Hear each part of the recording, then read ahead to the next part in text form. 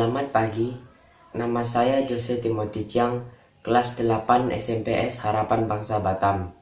Untuk memenuhi ujian praktek PH2 PKN, saya akan mempresentasikan tentang bab 2 yang bertema menumbuhkan kesadaran terhadap Undang-Undang Dasar Negara Republik Indonesia tahun 1945.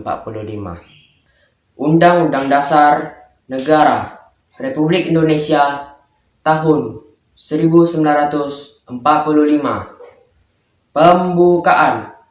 Bahwa sesungguhnya kemerdekaan itu ialah hak segala bangsa, dan oleh sebab itu maka penjajahan di atas dunia harus dihapuskan karena tidak sesuai dengan peri kemanusiaan dan peri keadilan. Dan perjuangan pergerakan kemerdekaan Indonesia telah sampailah kepada saat yang berbahagia dengan selamat sentosa mengantarkan rakyat Indonesia ke depan pintu gerbang kemerdekaan negara Indonesia yang merdeka, bersatu, berdaulat, adil dan makmur. Atas berkah rahmat Allah yang Maha Kuasa dan dengan didorongkan oleh keinginan luhur supaya berkehidupan kebangsaan yang bebas, maka rakyat Indonesia menyatakan dengan ini kemerdekaannya. Kemudian daripada itu, untuk membentuk suatu pemerintahan negara Indonesia yang melindungi segenap bangsa Indonesia dan seluruh tumpah darah Indonesia, dan untuk memajukan kesejahteraan umum, mencerdaskan kehidupan bangsa, dan ikut melaksanakan ketertiban dunia yang berdasarkan kepada kemerdekaan, perdamaian abadi, dan keadilan sosial. Maka disusunlah kemerdekaan kebangsaan Indonesia itu dalam suatu Undang-Undang Dasar Negara Indonesia yang terbentuk dalam suatu susunan Negara Republik Indonesia yang berkedaulatan rakyat dengan berdasarkan kepada ketuhanan yang Maha Esa, kemanusiaan yang adil dan beradab, persatuan Indonesia, dan kerakyatan yang dipimpin oleh hikmat kebijaksanaan dalam permusyawaratan perwakilan, serta dengan mewujudkan suatu keadilan sosial bagi seluruh rakyat Indonesia. Demikian pembacaan pembukaan Undang-Undang Dasar Negara Republik Indonesia tahun 1945. Terima kasih. Ujian praktek PH2 PKN bertema menumbuhkan kesadaran terhadap Undang-Undang Dasar Negara Republik Indonesia tahun 1945. Yang pertama, makna pembukaan Undang-Undang Dasar Negara Republik Indonesia tahun 1945. Yang pertama ada sumber hukum dan moral bangsa Indonesia. Yang kedua, sumber motivasi dan perjuangan. Yang ketiga, mengandung nilai-nilai universal dan lestari. Dan yang keempat, kemerdekaan merupakan anugerah dari Tuhan. Yang kedua, kedudukan pembukaan Undang-Undang Dasar Negara Republik Indonesia tahun 1945.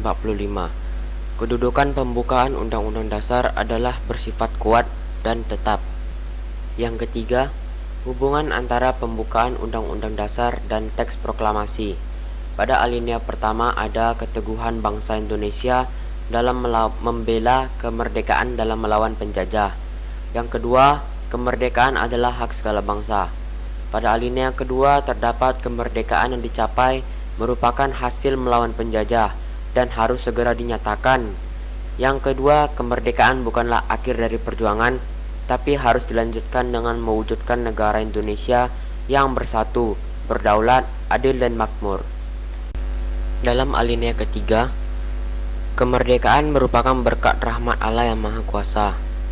Bangsa Indonesia ingin menjadi bangsa Indonesia yang bebas dan merdeka. Dan juga terdapat pernyataan proklamasi kemerdekaan.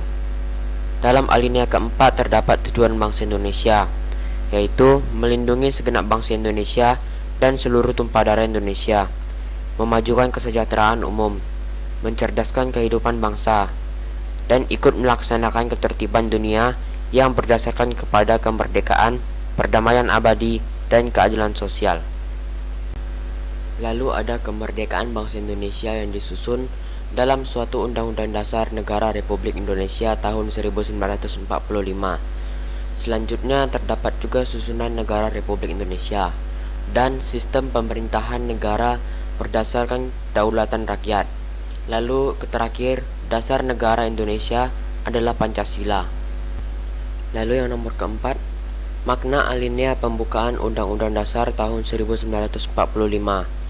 Alinea pertama bermakna menunjukkan keteguhan dan tekad bangsa Indonesia untuk menegakkan kemerdekaan dan menentang penjajah, serta dalil objektif dan subjektif. Alinea kedua menunjukkan kebanggaan dan penghargaan atas perjuangan bangsa Indonesia selama merebut kemerdekaan. Alinea ketiga memuat kemerdekaan didorong oleh motivasi spiritual, yaitu merupakan berkat Allah yang Maha Kuasa. Alinea keempat memuat prinsip-prinsip negara Indonesia, tujuan negara yang akan diwujudkan, ketentuan diadakan Undang-Undang Dasar, bentuk dasar yaitu berbentuk republik berkedaulatan rakyat, dan dasar negara adalah Pancasila. Yang kelima adalah usaha mewujudkan Undang-Undang Dasar di lingkungan sekolah. Usahanya adalah dengan cara belajar dengan sungguh-sungguh, mengikuti upacara bendera dengan tertib dan hikmat untuk meningkatkan kecintaan terhadap nusa dan bangsa, bersikap jujur dan sopan terhadap guru dan teman-teman untuk menciptakan kedamaian, dan memperingati HUT RI dengan berbagai lomba sebagai perwujudan dan penghargaan terhadap pahlawan bangsa. Dan yang terakhir ada kesimpulan. Kesimpulan dari presentasi saya pada pagi hari ini adalah pembukaan Undang-Undang Dasar 1945 sangat penting bagi bangsa Indonesia. Makna pembukaan Undang-Undang Dasar 1945 beberapa diantaranya adalah sebagai sumber motivasi dan perjuangan, serta mengandung nilai-nilai universal dan lestari.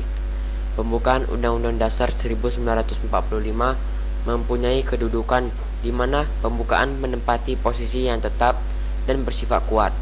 Hubungan pembukaan Undang-Undang Dasar dan proklamasi terdapat di dalam tiap alinea dan di dalam teks proklamasi tersebut.